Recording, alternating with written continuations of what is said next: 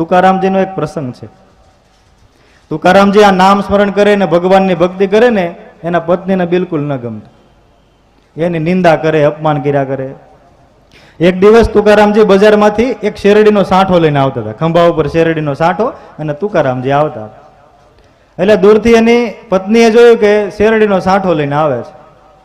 એટલે જેવા એને આંગણામાં પ્રવેશ કર્યો ને એટલે એની પત્ની દોડે છે.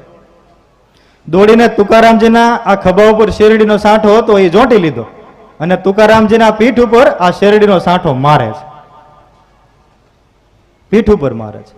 પણ એટલો એને જોરથી આ સાંઠો માર્યો છે કે આ જે સાંઠો હતો એના બે ટુકડા થઈ ગયા, બે ભાગ થઈ ગયા અને પીઠમાંથી લોહી નીકળવા લાગ્યું. પણ સાધુ કોને કહેવાય? જો સહી દુઃખ પર છિદ્ર દુરા, પોતે દુઃખ સહન કરે અને બીજાના અવગુણો ઢાકે એ જ સાધુ.